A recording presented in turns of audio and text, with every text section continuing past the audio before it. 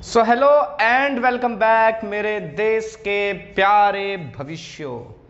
तो सोच रहे होंगे कि चैप्टर तो सेकंड चैप्टर भी खत्म हो गया, थियरी ऑलमोस्ट, और इलेक्ट्रिक चार्जेस एंड फील्ड का वीडियो आ गया। तो आज न्यूमेरिकल डिस्कस करेंगे। कुछ बच्चों की डिमांड थी कि न्यूमेरिकल करवा दो सर, न्यूमेरिकल समझ में नहीं आ रहा है, तो मैंने सोचा चलो ठीक है न्यूमेरिकल्स करवा देते हैं। और एक एक न्यूमेरिकल करवा रहा हूँ, एक्सरसाइज के जितने भी न्यूमेरिकल है सारे करवा रहा हूँ। अब क्यों करवा रहा हूँ, देखो बहुत से ऐसे न्यूमेरिकल से बड़े लल्लू झप्पू से हैं, बड़े ही इजी हैं, लेकिन क्या करें यार, सबको लेके चलना है, सबका सोचना है, इसलिए सारे न्यूमेरिकल्स करा रहा हूँ। ठीक है, तो हर न्यूमेरिकल सॉल्व करेंगे। जिसको जो न्यूमेरिकल्स आते हैं एकदम इजी लगता है, धड़ाक से स्किप मारो, चलो अगले न्यूमेरिकल पर। ठीक है, पर मेरे को सारे करने हैं तो मैं सारे लिखूंगा। ठीक है, तो सबसे पहले शुरुआत करें अगर न्यूमेरिकल्स की, तो पहला जो न्यूमेरिकल है हमारा एक्सरसाइज का, एनसीईआरटी की एक्सरसाइज जो है वो है, what is the force between two small charge spheres having charges of 2 × 10⁻⁷ coulomb and 3 × 10⁻⁷ coulomb placed 30 centimetre apart in the air. दो चार्जेस हैं, ठीक है, दो चार्ज स्फीयर्स हैं, स्मॉल चार्ज स्फीयर्स हैं, दोनों के चार्जेस हैं 2 × 10⁻⁷। एक का चार्ज ये है, रुको खुल जा भाई। ठीक है, पहला क्वेश्चन हमारा Q1, पहला चार्ज है कितना, 2 × 10⁻⁷ कूलम, और दूसरा चार्ज है हमारा कितना, 3 × 10⁻⁷ कूलम। डिस्टेंस कितना है दोनों के बीच में, 30 centimetre. What is the force, दोनों के बीच में फोर्स कितना लग रहा है ये बताना है, सॉरी। अब क्या बोला है, दो स्फीयर्स हैं और दोनों स्मॉल स्फीयर्स हैं। ठीक है, स्मॉल स्फीयर्स हैं इसलिए हम इनको पॉइंट चार्ज की तरह कंसिडर कर सकते हैं। ठीक है, तो फोर्स फाइंड करना है, तो फोर्स का फॉर्मूला वही कूलम्स फोर्स, फॉर्मूला क्या है, K/Q1/Q2/d²। तो बहुत ही ईजी है, एकदम लल्लू सा न्यूमेरिकल है, इसमें कुछ अनोखा नहीं है। K की वैल्यू 9 × 10⁻⁹, Q की वैल्यू कितनी है, 2 × 10⁻⁷ Q1 है, और दूसरा Q2 है हमारा 3 × 10⁻⁷। D, अच्छा D सेंटीमीटर में दिया हुआ है तो इसको मीटर में लेना पड़ेगा, सारी चीज़ें पहले ऐसे यूनिट में कन्वर्ट करेंगे हम। तो 30 को हम कितना लिख सकते हैं, 3/10 लिख सकते हैं क्या, है ना, 3/10 मीटर। अरे भाई 30/100 मीटर में करोगे तो 30/100 मीटर, एक एक जीरो काट दिया तो कितना बचा, 3/10 मीटर। तो D का स्क्वायर है ना, यानी कि 3/10 का स्क्वायर आएगा। क्लियर है, डिस्टेंस का स्क्वायर है, तो ये डिस्टेंस है तुम्हारा 3/10 मीटर, तो उसका स्क्वायर कर लिया। ठीक है, अच्छा और यहाँ लिख लूँ, चलो 9 × 10⁻⁹, ये 2 × 3, पूरा अभी मैं सॉल्व नहीं कर रहा हूँ, एक ही साथ लास्ट में करूँगा। खाली ये देख लो 10⁻⁷ और ये भी 10⁻⁷ है, तो ये हो जाएगा 10⁻⁻14। ठीक है, 3 का स्क्वायर और 10 का स्क्वायर है ना, 3 का स्क्वायर और नीचे 10 है तो 10 का भी स्क्वायर होगा, पर ये नीचे वाला पता है ना सीधा ऊपर आ जाता है, ये भी करते हैं ना अपन। तो देखो 3 का स्क्वायर यानी कि 9 लिख दिया मैंने, और ये 10 का स्क्वायर मैंने इसको ऊपर ले लिया। कोई प्रॉब्लम किसी को, पक्का? अच्छा, अब देखो कुछ कट भी रहा है क्या, हाँ कट रहा है, बिल्कुल कट रहा है, ये 9 से 9 कट गया। अब क्या बचा आपका, 3 × 2 = 6 बचा, इंटू, अच्छा ये 9 और 2 11 है, और ये -14 है, तो इनको सॉल्व करेंगे तो कितना बचेगा, 10⁻³ बचेगा, है ना। क्या आया फोर्स, न्यूटन में। ठीक है, तो 6 × 10⁻³ न्यूटन, या आप कह सकते हो 6 मिली न्यूटन, जो बोलो, इतना आपका आंसर आया। अब मैं ज़रा चेक कर लूँ आंसर सही है कि नहीं है। वैसे तो यार देखो सही तो होगा, मेथड तो सही लगाया, लेकिन क्या होता है ना कई बार कैलकुलेशन में गड़बड़ हो जाती है। नहीं, बिल्कुल सही है हमारा आंसर, कोई प्रॉब्लम नहीं है। चलते हैं सेकंड क्वेश्चन पे। कुछ नहीं है यार, बस ये क्या है ना, थोड़ा सा ध्यान देना है कैलकुलेशन करते। कई बार क्या होता है, जो इजी क्वेश्चंस होते हैं ना, वो हमारे ओवर कॉन्फिडेंस में कई बार डुबा देते हैं हमको। ओवर कॉन्फिडेंस के चक्कर में हम लोग है ना कैलकुलेशन में गलतियां कर देते हैं, तो वो ना हो। ठीक है, तो इसलिए कोई भी क्वेश्चन छोटा हो बड़ा हो, कॉन्सेंट्रेशन नहीं तोड़ना चाहिए।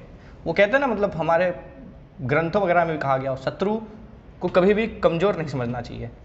तो वैसे ही स्टूडेंट्स के लिए लाइफ में एक रूल है, किसी भी क्वेश्चन को कमज़ोर नहीं समझना चाहिए, हर किसी को सीरियसली लेना चाहिए। तो दूसरा क्वेश्चन है, the electrostatic force on a small sphere of charge 0.4 microcoulomb.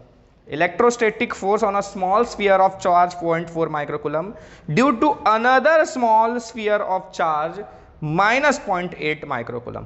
ठीक है, दो स्फीयर्स हैं, ठीक है, दो स्फीयर्स हैं, एक स्फीयर पर चार्ज है कितना, इसको बोलते हैं हम लोग Q1 सपोज है 0.5 माइक्रो कूलम।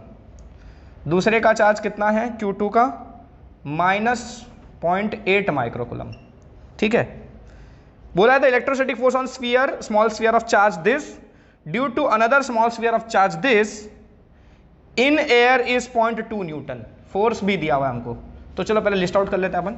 Q1 है हमारा 0.4 माइक्रो ना, तो 10⁻⁻⁶, तो मैं इसको ऐसे लिख दूं क्या, 4 × 10⁻⁷ कूलम।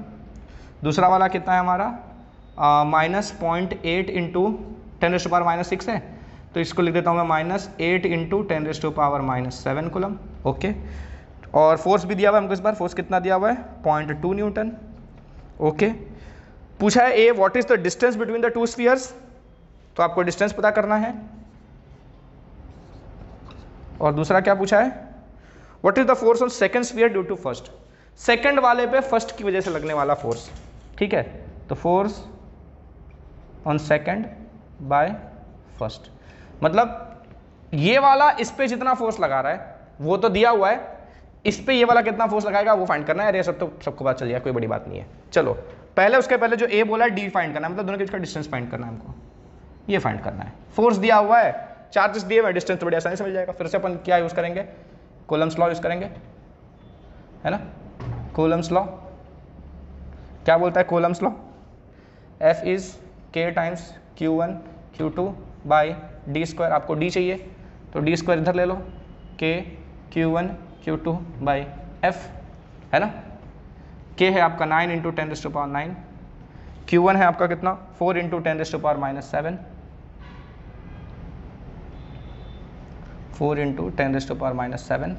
Q2 कितना है, Q2 है माइनस, तो ये माइनस आगे लगा दूं क्या मैं, पूरा मल्टीप्लाई में है ना, तो ओवरऑल माइनस लगा देते हैं अपन, 8 × 10⁻⁷। Okay, then comes F, what is F, F is 0.2 newton, तो इसको मैं देता हूं 2/10, चलेगा ना। 0.2 को 2/10 लिख सकते हैं, तो वो जो नीचे 10 आएगा उसको मैंने ऊपर लिख दिया। कोई प्रॉब्लम, पक्का कोई प्रॉब्लम नहीं है। ओके, जय हिंद जय भारत। अब देखो बड़े आसानी से हो जाएगा, ये कितना हो जाएगा, 8 कट के 4 हो जाएगा।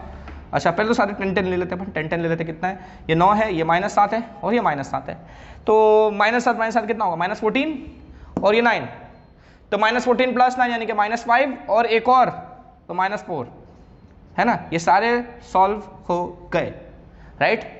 कैसे कैसे कैसे कैसे, 9 और ये 1 10 हो गया, और ये कितना -14 में से 10 गया तो बचा -4। Okay, then what is left, ये -4 तो ये हो गया, देखो ये 9 4 और ये 4 है ना, 9 4 4। ओके, तो -9, मैं अभी सॉल्व नहीं कर रहा हूँ, मैं ऐसे ही रख रहा हूँ। क्यों पता है, देखो अभी पता चल जाएगा क्यों नहीं कर रहा हूँ मैं। कुछ टेक्निक्स यूज़ कर लिया करो अपना क्वेश्चन आसान रखने के लिए। आपको पता नहीं ये स्क्वायर है, आपको इसका रूट लेना पड़ेगा। डी की वैल्यू चाहिए ना आपको, d² है ना, तो आपको डी की वैल्यू चाहिए, तो डी की वैल्यू कैसे मिलेगी आपको, इस तरफ स्क्वायर रूट लेने पे, है ना। तो यहाँ पर आपको रूट लेना है, तो रूट लेने के लिए क्या करो, पहले इनको मल्टीप्लाई कर दो, फिर इनका रूट निकालो ना। इससे अच्छा इसको ऐसे रखो, देखो डायरेक्टली रूट मिलेगा आपको आसानी से, है ना, तो अपन वो निकालेंगे। अच्छा, अब एक प्रॉब्लम और है कि यहाँ माइनस आ रहा है, माइनस का स्क्वायर रूट निकालोगे तो कॉम्प्लेक्स नंबर हो जाता है, तो ये तो गड़बड़ हो गई, है ना। तो डी कैसे मिलेगा, नेगेटिव नहीं मिलेगा, कैसे होगा, प्रॉब्लम हो जाएगी, है ना। तो देखो इतना टेंशन की जरूरत नहीं है, हम ये जो कैलकुलेशन कर रहे हैं हम फोर्स का मैग्नीट्यूड लेके चल रहे हैं। क्या कर रहे हैं हम, फोर्स का मैग्नीट्यूड लेके चल रहे हैं, उस हिसाब से हम डिस्टेंस निकालेंगे। माइनस तो क्या शो कर रहा है, एक माइनस चार्ज है और एक प्लस चार्ज है, एक माइनस चार्ज है और एक प्लस चार्ज है ना।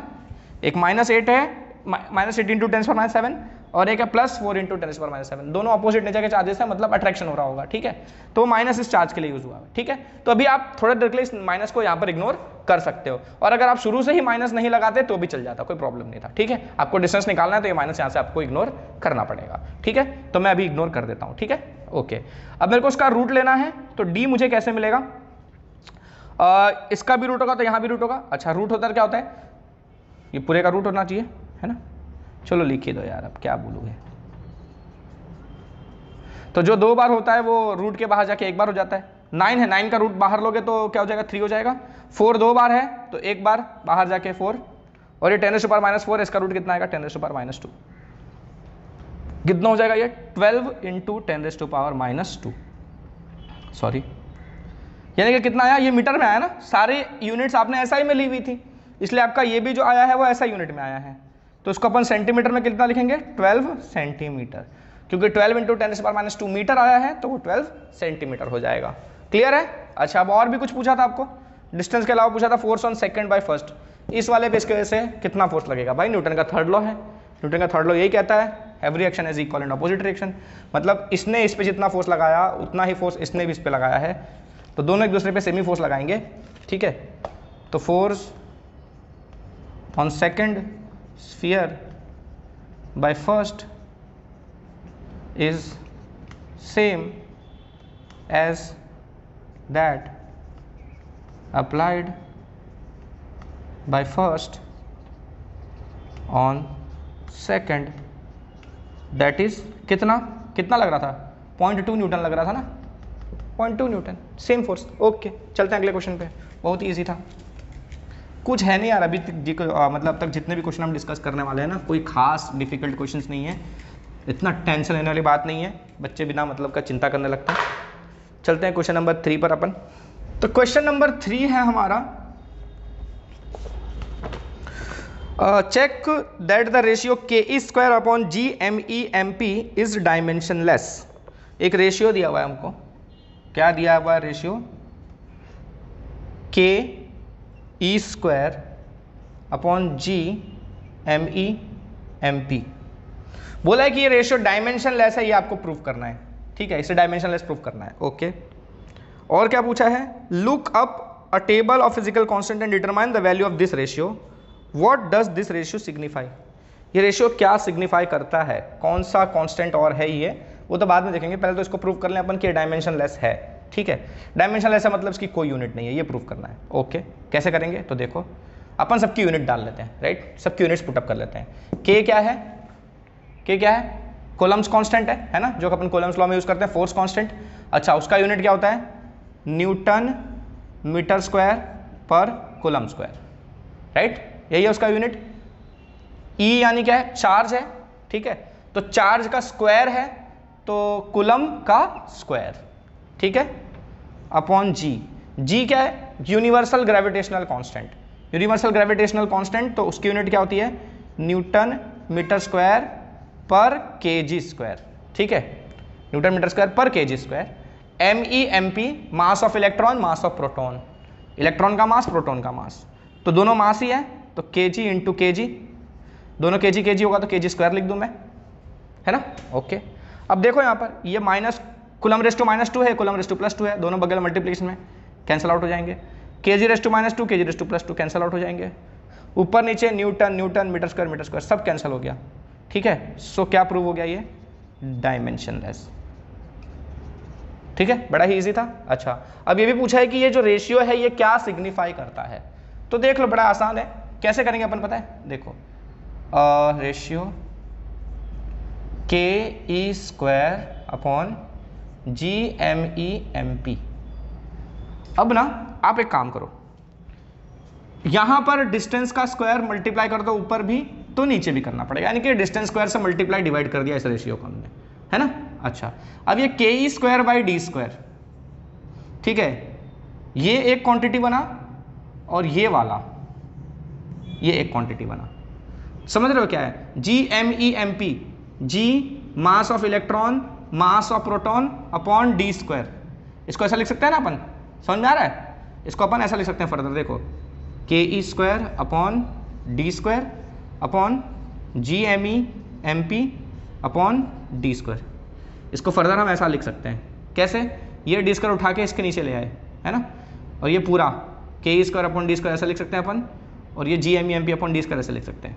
तो ये और ये दो अलग अलग क्वांटिटीज हैं, देख रहे हो, K Q1 Q2 दो चार्जेस मल्टीप्लाई में है ना, अपॉन d²। तो ये कोलम्स फोर्स बन रहा है, कोलम्स लॉ के हिसाब से ये इलेक्ट्रोस्टैटिक फोर्स बन रहा है। ये देखो G M1 M2 upon d², ये ग्रेविटेशनल फोर्स बन रहा है। अच्छा, Me मतलब मास ऑफ इलेक्ट्रॉन, MP मतलब मास ऑफ प्रोटॉन। ठीक है, तो ये नीचे वाला मेरे को क्या दे रहा है, gravitational force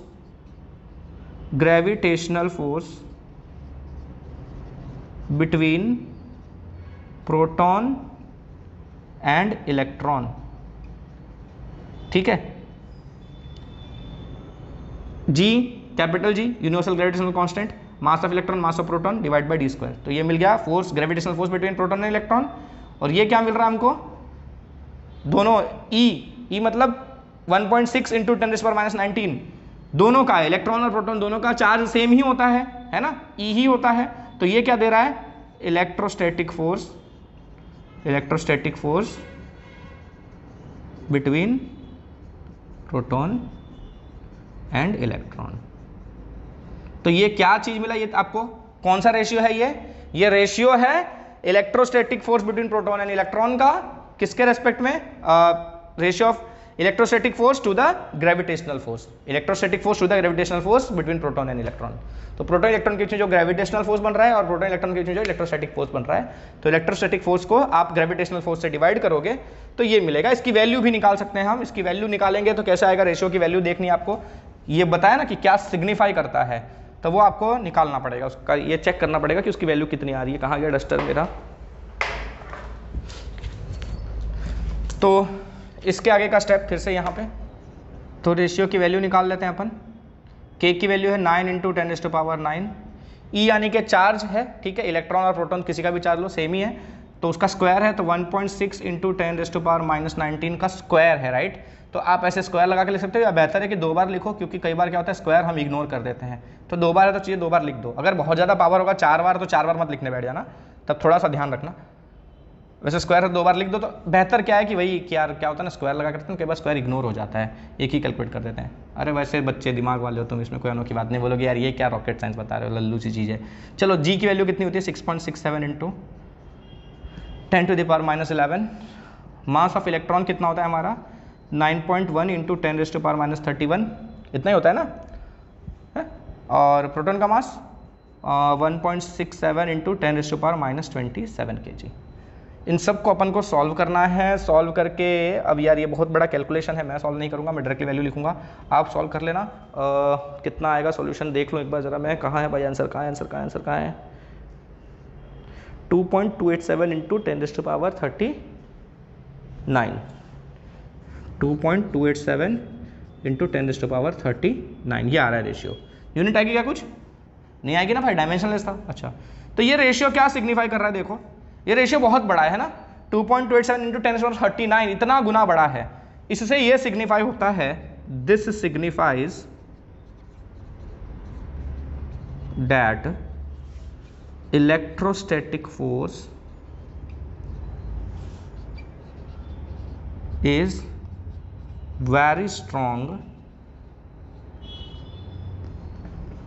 electrostatic force is very strong compared to gravitational force।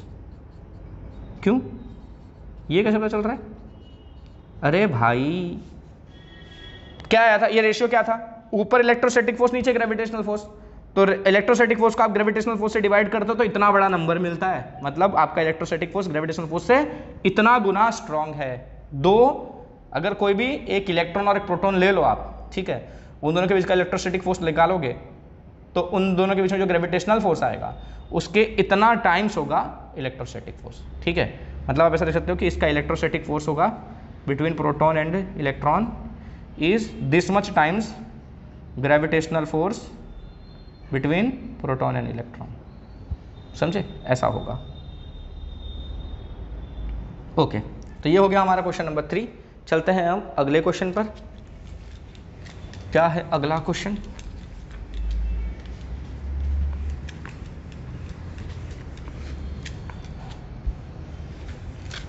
Question number 4। तो क्वेश्चन नंबर 4 है हमारा, explain the meaning of the statement electric field of a body, electric charge of a body is quantized. किसी भी body का electric charge quantized होता है, इसका मतलब क्या हुआ यार, ये तो यार थियरी में पढ़ा हुआ है हमने। मीनिंग मतलब चार्ज क्वांटाइज्ड होता है, इसका मतलब क्या, all the charges in nature occur in integral multiple of a fundamental charge, है ना। All the charges in nature are integral multiple of a fundamental charge. Quantization का यही मतलब हुआ कि नेचर में जितने भी चार्जेस अकर करेंगे वो सारे चार्जेस इंटीग्रल मल्टीपल होते हैं एक फंडामेंटल चार्ज के, ठीक है, that is q is equal to n e. यही हमारा क्वांटाइजेशन। तो पूछा है कि उसका क्या मतलब होता है ना, what explain the meaning of statement electric charge of a body is quantized. तो यही है उसका मीनिंग, ठीक है। अच्छा, फिर क्या पूछा है कि why can one ignore quantization of electric charge when dealing with macroscopic that is large scale charges. अच्छा, जब लार्ज स्केल चार्जेस से हम मतलब क्या कहते हैं इंटरेक्ट करते हैं तो हम वहाँ पर क्वांटाइजेशन को इग्नोर कर देते हैं। थियरी में मैंने ये भी चीज़ डिस्कस की थी ऑलरेडी, ठीक है, फर्स्ट पार्ट ही है हमारे वीडियो का, उसी में सब चीज़ें डिस्कस की हुई है हमने, पहला वीडियो जो है इस चैप्टर का। ओके, तो क्या डिस्कस किया था हमने कि at for macroscopic charges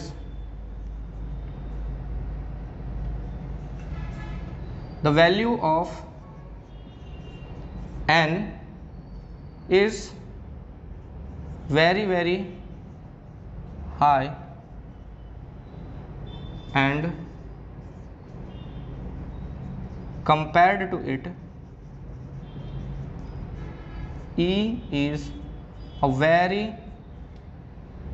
small value of charge.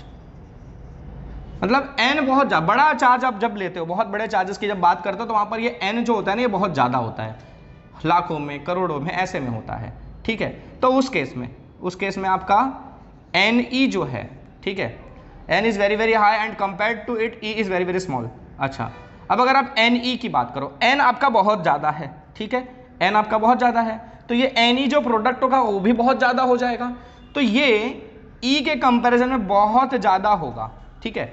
आप जब क्वांटाइजेशन की बात करते हो तो क्वांटाइजेशन का मतलब क्या होता है, इसको मैं यार थोड़ा, क्वांटाइजेशन का मतलब ये होता है कि फॉर एग्जांपल ये मेरा ऑब्जेक्ट है, इससे अगर चार्जेस निकल कर जाएंगे तो 1E 2E 3E 4E ऐसे करके निकल कर जाएंगे, ठीक है। 3 इलेक्ट्रॉन निकल के गए तो 3E चार्ज चला गया, 4 इलेक्ट्रॉन निकल के गए तो 4E चार्ज निकल के गया, राइट। तो अगर बहुत स्मॉल यानी कि एक E की वैल्यू कितनी होती है 1.6 इंटू 10⁻⁻19, कितना स्मॉल वैल्यू है E का, समझ रहे हो। इतना थोड़ा चार्ज अगर स्मॉल वैल्यूज में डिस्कस करो तो इतना चार्ज निकल कर जाता है। एक्चुअली में ऐसे ही चार्ज का ट्रांसफर होता है, E के फॉर्म में ही 1E 2E 10E 1000E lakh E ऐसे ही चार्जेस निकल कर जाते हैं, ठीक है।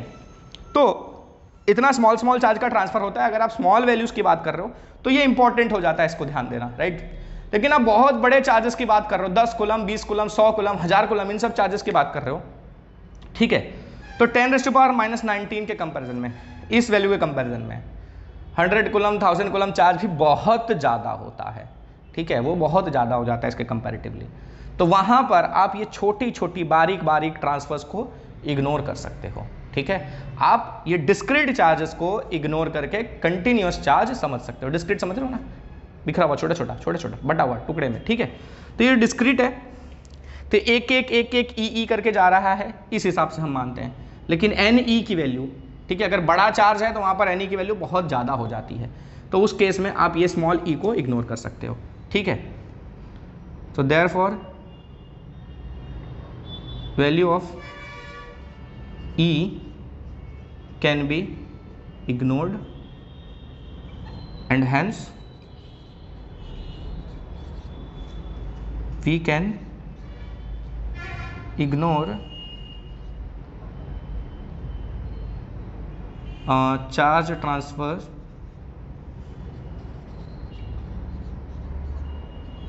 in terms of multiples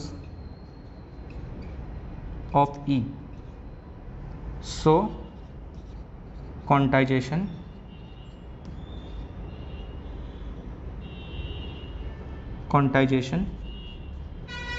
can be ignored.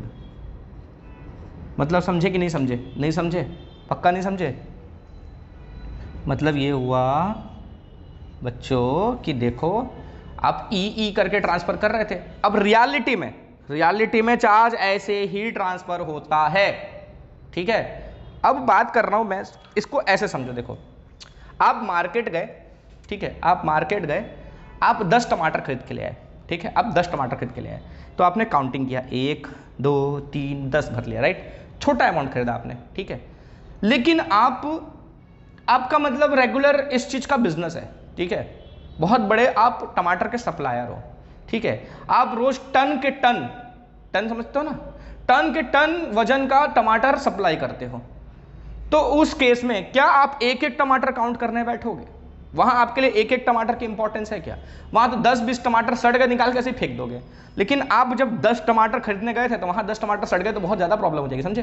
तो जब कम अमाउंट होता है, किसी चीज का कम अमाउंट होता है, तो आप 1 एक एक चीज को काउंट करना वहां इंपॉर्टेंट हो जाता है, ठीक है। लेकिन अगर बल्क अमाउंट, बहुत बड़ा अमाउंट है चार्ज का, ठीक है, तो वहां पर ये इस तरह का NE 1E 2E 3E इस तरह का ट्रांसफर हो रहा है, 1 by 1 जो ट्रांसफर हो रहा है, इस चीज को आप इग्नोर कर सकते हो, ठीक है। आप पूरा NE जो बड़ा अमाउंट है, मतलब मान लो कि 1 करोड़ इलेक्ट्रॉन्स ट्रांसफर हुए हैं, तो 1 crore electron multiply by E, एक थोड़ी सी बड़ी वैल्यू होगी, थोड़ी सी बड़ी वैल्यू होगी, बहुत बड़ी ये भी नहीं हुई। सोचो अब 1 करोड़ इलेक्ट्रॉन का ट्रांसफर भी बहुत छोटा चार्ज होता है, सोचो, ठीक है। कितना चार्ज होगा? 1 करोड़ इलेक्ट्रॉन मतलब कितना होगा? 10⁻7 इलेक्ट्रॉन्स, और एक का चार्ज मतलब 10⁻⁻19 की रेंज में, तो भी आप अभी भी 10⁻12 कूलम की रेंज में ही घूम रहे हो, समझ में आया? तो अभी बहुत स्मॉल चार्ज हुआ। आप 100 करोड़ 200 करोड़ 300 करोड़ इलेक्ट्रॉन्स की बात करो, ठीक है, वहाँ थोड़े ज़्यादा चार्जेस हैं, ठीक है, ज़्यादा वैल्यू के चार्जेस है, तो वहाँ पर छोटी छोटी चीज़ों को इग्नोर किया जा सकता है, वही कहना चाहता हूँ मैं, ठीक है। चलते हैं अगले क्वेश्चन पे, क्वेश्चन नंबर 5। क्वेश्चन नंबर 5 क्या कहता है? ये भी तो कहीं थियरी नहीं है। क्वेश्चन नंबर 5 है हमारा, वही है यार, थियरी है। When a glass rod is rubbed with a silk cloth, charges appear on both. एक ग्लास रॉड को अगर आप सिल्क क्लॉथ से रब करो तो दोनों पर चार्जेस आ जाते हैं। A similar phenomenon is observed with many other pairs of bodies. Explain how this observation is consistent with law of conservation of charge. तो ये law of conservation of charge के साथ कैसे कंसिस्टेंट है, ठीक है, 50 है ना, हाँ। तो एक ग्लास रॉड है भैया, ठीक है, अब उसको सिल्क क्लॉथ से घिस दिया आपने, ठीक है, तो आपको पता है ग्लास रॉड पर प्लस चार्ज बन जाता है, सिल्क क्लॉथ पर माइनस चार्ज बन जाता है, ठीक है, दोनों पर चार्जेस बन रहे हैं। आप कैसे कह सकते हो कि यहां पर law of conservation of charge satisfy हुआ है? तो आप कैसे कह सकते हो? देखो, on glass rod, sorry, charges on both, that is glass rod and silk cloth are equal, दोनों पर चार्जेस जो बनेंगे वो इक्वल ही बनते हैं, ठीक है। मतलब इस पे 10 कूलम बनेगा तो इस पे भी 10 कूलम ही बनेगा, इस पे प्लस में बनेगा तो इस पे माइनस बनेगा, बस यही फर्क है, ठीक है। बट ऑफ ऑपोजिट नेचर, एक पॉजिटिव होगा एक नेगेटिव होगा, वैल्यू दोनों की सेम ही होगी, है ना। देयरफॉर टोटल ऑफ चार्जेस, ठीक है, total of charge is equals to 0, ठीक है। अब टोटल का तो 0 ही होगा ना, इस पे प्लस 10 कूलम बना तो इस पे माइनस 10 कूलम बनेगा, दोनों को जोड़ोगे तो कितना आएगा? 0 ही आएगा। तो टोटल तो चार्ज क्या होगा दोनों का मिलाकर? 0 ही होने वाला है, ठीक है। इसको ले लो total of charge after rubbing करने के बाद। और वैसे टोटल चार्ज बिफोर रबिंग कितना था? घिसने के पहले तो कोई चार्ज ही नहीं था दोनों पे, है ना। जब आपने घिसा नहीं उसके पहले तो कोई भी चार्ज नहीं था किसी पे भी, तो वो तो पहले से ही 0 था और घिसने के बाद भी 0 ही हो रहा है। यानी कि नेट चार्ज सिस्टम का, दोनों का मिलाकर जो नेट चार्ज है वो पहले भी 0 था, अभी भी 0 है, ठीक है। तो हम कह सकते हैं कि देयरफॉर अब बाकी law of conservation charge is satisfied, ठीक है, इसमें कुछ वो बड़ी बात नहीं है। हाँ, चलते हैं क्वेश्चन नंबर 6 पर। क्वेश्चन 6 क्या कहता है? 6 कहता है, ओहो, 4 point charges QA 2 microcoulomb, QB -5 microcoulomb, QC 2 microcoulomb and QD -5 microcoulomb are located at the corners of a square ABCD of 10 centimeter. Okay, what is the force on a charge 1 microcoulomb placed at the center of the square? तो एक square है भैया, भाइयों बहनों, एक square है, ये square है, ये स्क्वायर है, और बोला है स्क्वायर के 4 कॉर्नर्स, चलो ABCD नाम देख देते हैं, उन चारों पर QA QB QC QD charges रखे हुए हैं। भैया QA है, ये भैया QB हैं, ये वाले भैया QC हैं और ये वाले भैया QD हैं, तुम स्मॉल डी मत बनो, कैपिटल डी बनो। इनकी वैल्यूज दी हुई है 2 microcoulomb -5 microcoulomb. Okay, this one is 2 microcoulomb, this one is -5 microcoulomb, then C is what, 2 microcoulomb, again it is 2 microcoulomb, and then what about D, it is -5 microcoulomb. Okay, ठीक है। okay, what is the force on a charge of 1 microcoulomb placed at the center of the square? ओहो, रुक जा भाई। तो ये जो centre है यहाँ पर 1 माइक्रोकूलम चार्ज लाकर आपने रख दिया, तो इसके ऊपर लगने वाला नेट फोर्स कैलकुलेट करना है। ठीक है, तो हम कैसे कैलकुलेट करते हैं नेट फोर्स किसी जगह पर? देखो, इसने इस पे जितना फोर्स लगाया, इसने इस पे जितना लगाया, इसने इस पे जितना लगाया, और इसने इस पे जितना लगाया, तो इन चारों का जो फोर्स होगा उसका वेक्टर सम करेंगे, तो अपन को मिलता है नेट फोर्स। क्लियर है? सुपरपोजिशन प्रिंसिपल का बोले, सही बोले? अच्छा, अब लगाने के पहले ना कुछ बारीकियों को नोटिस कर लेना चाहिए। ठीक है, कई बार क्या होता है ना, ये पूरा यहां तक मेहनत किया, गोजा गाजी किया, और लास्ट में जाके बात होता है तो बेवकूफ़ी कर दिया, बिना मतलब का गधा मजूरी किया। ठीक है, वो कहते हैं ना, खोदा पहाड़ और निकला चूहा, तो यहाँ तो तुमसे चींटी निकलेगी खोद के। ठीक है, तो पहले मतलब खोदने से पहले देख लो काम का है कि नहीं है, देख लो। ये QA है, देखो ये +2 कूलम है और ये +1 कूलम है। ठीक है, 2 1। अच्छा, अब बताओ ये जो इसमें फोर्स लगाएगा, दोनों सेम चार्जेस मतलब सेम नेचर के है ना, पॉजिटिव है, तो ये वाला भाई साहब इसको इधर ढकेलेगा। क्लियर है? अच्छा, अब देखो इधर भी पॉजिटिव है, ये पॉजिटिव है, ये वाला इसको इधर ढकेलेगा। ओके, बढ़िया है, अच्छी बात है, ढकेलेगा तो ढकेलेगा, क्या करना है इससे। लेकिन देखो 2 1, समझ रहे हो? यानी इन दोनों के बीच में लगने वाला फोर्स और इन दोनों के बीच में लगने वाला फोर्स सेम ही होगा। कैसे सेम होगा? खाली चार्ज सेम होने से फोर्स थोड़ी सेम हो जाता है, डिस्टेंस भी तो सेम होना चाहिए। अरे भाई, डिस्टेंस भी तो सेम है, इस कॉर्नर से ये सेंटर का डिस्टेंस और इस कॉर्नर से सेंटर का डिस्टेंस सेम ही रहने वाला है। समझ में आ रहा है? तो इन दोनों के बीच में लगने वाला फोर्स और इन दोनों के बीच में लगने वाला फोर्स, दोनों का दोनों सेम है, बिल्कुल सेम है, मैग्नीट्यूड सेम है, प्लस ये भाई साहब इसको यहां ढकेल रहे हैं, ये भाई साहब इसको यहां ढकेल रहे हैं, same magnitude, opposite direction, net force 0। ठीक है, तो अपन लिखेंगे net force due to charges at A and C is 0। क्या बोले, सही बोले? अच्छा, अब दूसरा कलर आ जाओ। हाँ देखो, अब देखो, अब D वाला और B वाला भी देख लो भैया, B -5 है, D भी -5 है, देखो दोनों सेम ही हैं। क्या बोले, सही पकड़े हैं? ठीक है, देखो ये -5 है और ये है, तो ये -5 वाला इनको अपनी तरफ खींचेगा भैया, और ये -5 वाला इनको अपनी तरफ खींचेगा, और दोनों डिस्टेंस सेम है, E वाला चार्ज और E वाला चार्ज भी सेम है, तो दोनों का जो मैग्नीट्यूड होगा, इसका इस पे जो फोर्स लग रहा है और इसका जो इस पे फोर्स लग रहा है, दोनों फोर्सेस का मैग्नीट्यूड सेम है, डिस्टेंस सेम है, और फोर्स ही सेम है, डिस्टेंस क्या तिल लेने, दोनों फोर्स का मैग्नीट्यूड सेम है, तो और अपोजिट डायरेक्शन है, तो नेट फोर्स यहाँ पर भी 0। ठीक है, तो वैसे ही समझ में आ जाता है अपन को कि नेट फोर्स टोटल 0 ही होगा। ठीक है, तो net force on 1 microcoulomb charge due to charges at A and C is 0. Also, F net on 1 microcoulomb charge due to charges at कौन सा? B and D, right? B and D is 0. ठीक है, तो इसके वजह से भी 0 है, इसके वजह से भी 0 है, देयरफॉर नेट फोर्स का लिख देते हो तुम भी, net force due to all charges is 0। Clear है? बिना कैलकुलेशन किए, थोड़ा दिमाग लगाए आ गया। वैसे ये क्वेश्चन, ऐसा क्वेश्चन आपको कोई पूछने नहीं वाला है, ऐसा क्वेश्चन आपको सिर्फ MCQ में ही आएगा। ठीक है, तो उसके लिए इतनी चिंता करने की जरूरत नहीं है, डायरेक्टली आप देख सकते हो, और इतना ये कथा लिखने की जरूरत नहीं है, डायरेक्टली आप 0 बता सकते हो। ठीक है, फिर आते हैं कौन से क्वेश्चन पे। क्वेश्चन क्या है भाई? छठा किए थे, पांचवा किए थे, छठा किए थे, चलो 7वें पे आएंगे। अब 7वां बोलता है, ओके पहले लिख तो लें, an electrostatic field line is a continuous curve. Electrostatic field line एक कंटिन्यूअस कर्व होती है। ओके, कहाँ चला गया भाई? हाँ, that is a field line can not have sudden breaks, why not?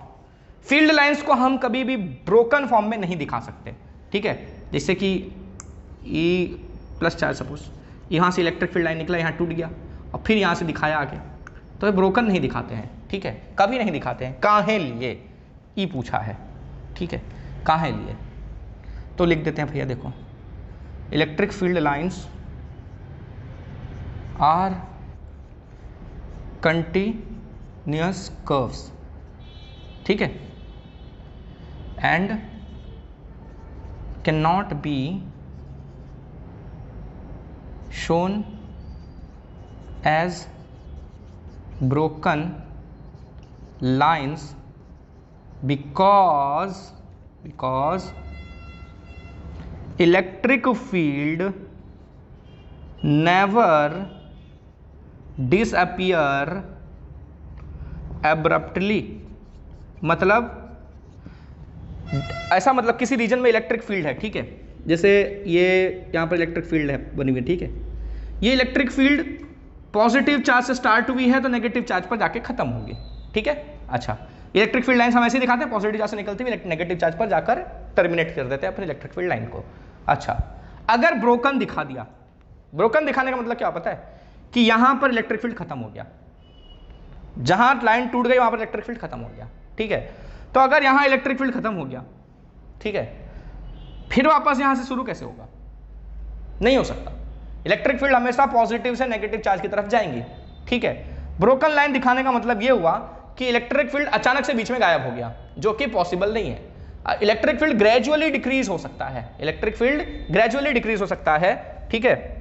तो वो लिखेंगे अपन कि क्या लिखा मैंने, electric field never disappear abruptly, it gradually decreases as we move away from a charge and can disappear at infinity, ठीक है। And हाँ, एंड कैन डिसअपियर या can become zero at infinity, ठीक है। तो अपन ये भी कह सकते हैं कि वहां पर जाकर डिसअपियर हो जाएगी इंफिनिटी पर, या क्योंकि वहां जाके इलेक्ट्रिक फील्ड जीरो हो जाती है। सिंगल चार्ज की बात करूं अगर मैं, सपोज एक प्लस क्यू चार्ज की मैं बात करूं, तो यहां से इलेक्ट्रिक फील्ड लाइंस निकलेंगी, ठीक है, और क्योंकि धीरे धीरे इलेक्ट्रिक फील्ड वीक होता जाता है, राइट, इलेक्ट्रिक फील्ड वीक होता जाता है, तो हमारी इलेक्ट्रिक फील्ड जीरो कहां होगी? इंफिनिटी पर जीरो होती है, क्योंकि दूर जाते जाते वीक होते होते इंफिनिटी पर जाकर वो जीरो हो जाएंगी, है ना। उसके पहले कहीं पर जीरो नहीं हो सकती, इलेक्ट्रिक फील्ड हमेशा जीरो इंफिनिटी पर ही होती है ना। तो breaking of electric field lines abruptly means electric field is zero at that point, ठीक है। अचानक से वहां पर इलेक्ट्रिक फील्ड जीरो हो गया, which is not possible, which is impossible, ठीक है। अगर इलेक्ट्रिक फील्ड है ही नहीं तो इलेक्ट्रिक फील्ड नहीं, वहां पर इलेक्ट्रिक फील्ड लाइन नहीं बनाओगे आप, वो अलग बात है। लेकिन अगर आपने एक इलेक्ट्रिक फील्ड लाइन स्टार्ट कर दी है, अगर आपने एक इलेक्ट्रिक फील्ड लाइन स्टार्ट कर दी है, तो ये खत्म इन्फिनिटी पर ही होगी, या तो किसी नेगेटिव चार्ज पर ही जाकर खत्म होगी, ठीक है। मतलब अगर नेगेटिव चार्ज से भी लो तो पॉजिटिव चार्ज से स्टार्ट हुई और नेगेटिव चार्ज पर आ रही है, और पॉजिटिव चार्ज का रेफरेंस लो तो यहाँ से जा रही है और नेगेटिव चार्ज पर खत्म होगी, लेकिन बीच में कहीं टूटेगी नहीं, क्योंकि बीच में टूटने का मतलब यहाँ पर इलेक्ट्रिक फील्ड खत्म हो गई। तो ऐसा कैसे हो सकता है कि यहाँ पर बीच में अचानक इलेक्ट्रिक फील्ड खत्म हो गई? इलेक्ट्रिक फील्ड अचानक से कहीं पर भी खत्म नहीं होती, ठीक है। इलेक्ट्रिक फील्ड कहाँ जाके खत्म हो सकती है? या तो पॉजिटिव चार्ज से निकल के नेगेटिव चार्ज पर, और अगर किसी एक चार्ज को से आप ले रहे हो तो इलेक्ट्रिक फील्ड जीरो कहाँ होगा? इन्फिनिटी पर जीरो होगा, तो वहां पर आप लाइन उड़ा सकते हो। इन बिटवीन कहीं पर भी अब्रप्टली आप लाइन को तोड़ नहीं सकते, क्योंकि अगर बीच में लाइन तोड़ा मतलब बीच में इलेक्ट्रिक फील्ड जीरो हुआ, और कहीं पर बीच में भी इलेक्ट्रिक फील्ड जीरो नहीं हो सकता। क्लियर है? तो क्वेश्चन नंबर 7 यहां पर खत्म हुआ। क्वेश्चन नंबर 8 की बात करते हैं अपन।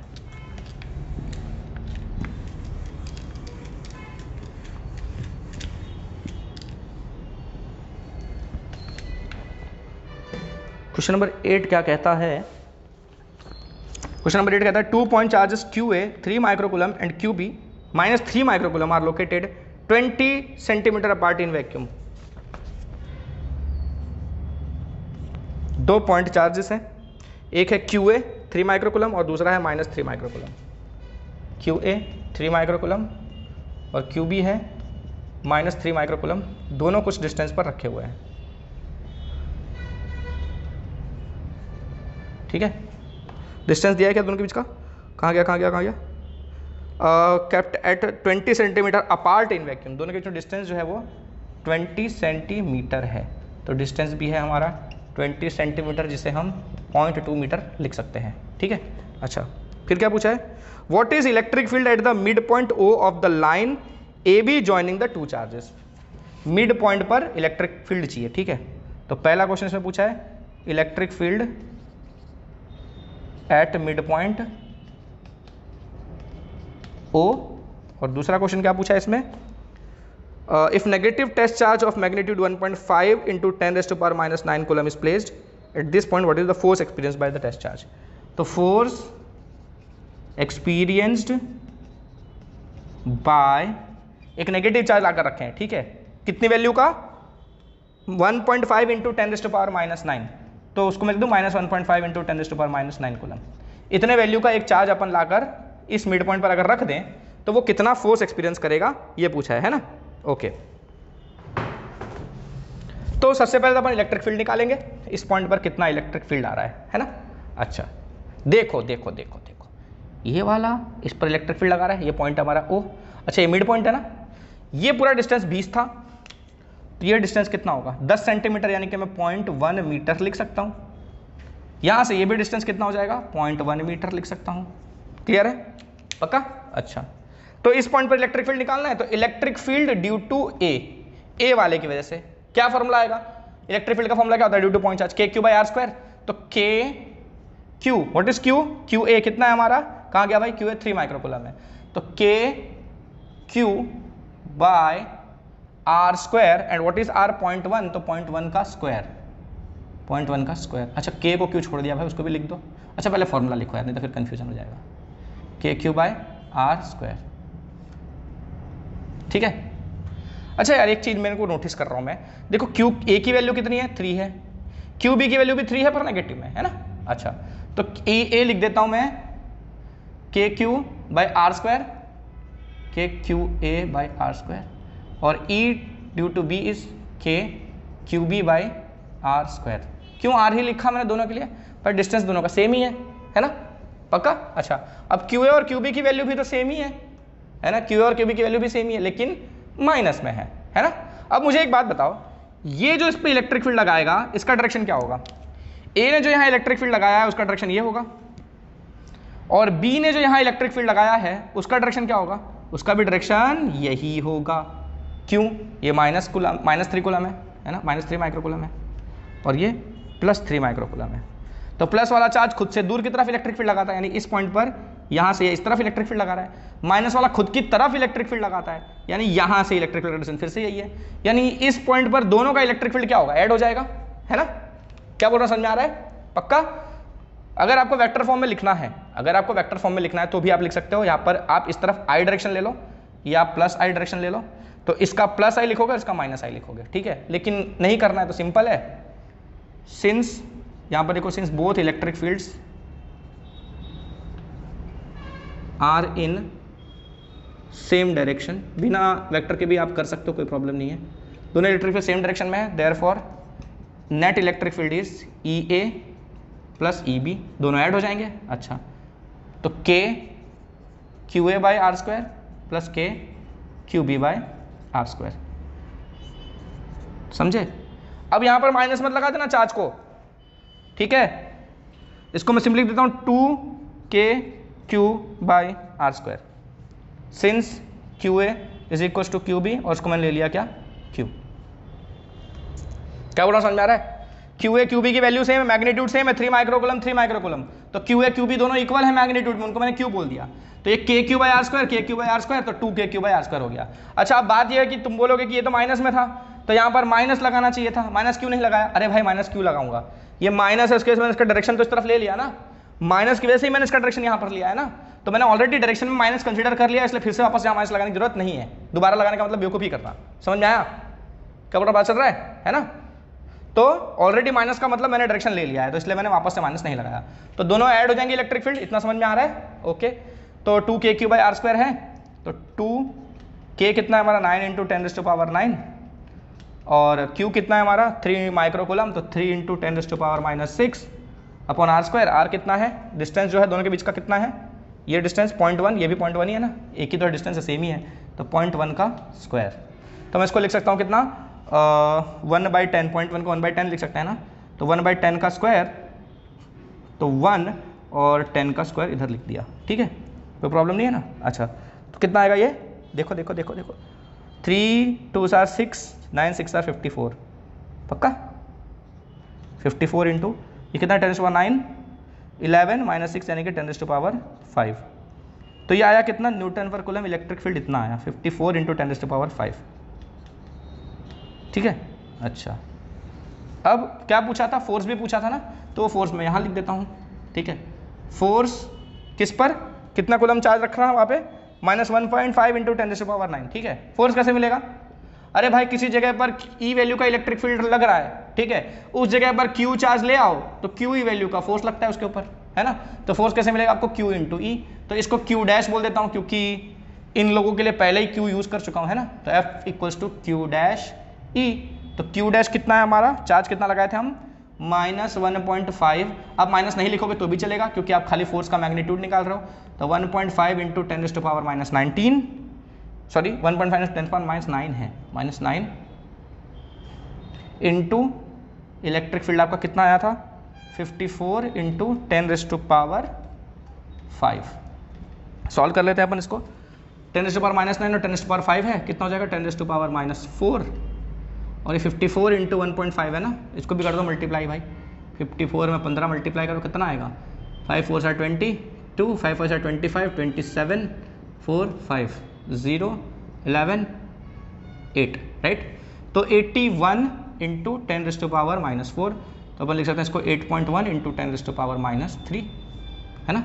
तो हो जाएगा कितना 8.1, फोर्स ही है ना, चलो ऐसे ही रहने दो, 8.1 × 10⁻⁻3 न्यूटन। अच्छा ओके, तो यहाँ पर आपने रखा था वो माइनस चार्ज, राइट? तो देखो टोटल फोर्स उसके ऊपर किसके किससे लगा, इसकी वजह से भी लगा और इसकी वजह से भी लगा, दोनों की वजह से उतना फोर्स लगा है। समझ में आया? दोनों का फोर्स ऐड होके उतना बना है। एक का फोर्स कितना होगा, एक ने इसके ऊपर कितना फोर्स लगाया होगा, ये जितना दिख रहा है इसका आधा, है ना? समझ आ रहा है क्या कर रहा हूँ भाई? ये इस पे जो फोर्स लगाएगा वो इस तरफ लगाएगा, और ये भी इस पे जो फोर्स लगाएगा वो इस तरफ लगाएगा, दोनों का फोर्स एक ही डायरेक्शन में है। तो आपने जो इलेक्ट्रिक फील्ड लिया है, दोनों का कंबाइंड इलेक्ट्रिक फील्ड लिया है ना, उसमें चार्ज मल्टीप्लाई किया, यानी कि आपको दोनों का कंबाइंड फोर्स मिला है। किसी एक का फोर्स चाहिए तो कितना होगा, दोनों का कंबाइंड इतना है तो एक का आधा आधा होगा, है ना? तो इसका आधा एक का फोर्स हो जाएगा। ठीक है, तो ये 8 क्वेश्चन बस आज के लिए इतना ही, बाकी 8 नेक्स्ट वीडियो में लेंगे। ठीक है, और ऐसे ही करेंगे। ठीक है, तो मिलते हैं अगले वीडियो में, तब तक के लिए बस लगे रहो, पढ़ते रहो, और कुछ अगर सजेशन है आपकी तरफ से तो मेंशन करो, तो मैं उस हिसाब से चेंजेस लाऊंगा। बाकी आप समझदार हो, तो मिलते हैं नेक्स्ट वीडियो में। Till then tata bye bye, see you, जय हिंद।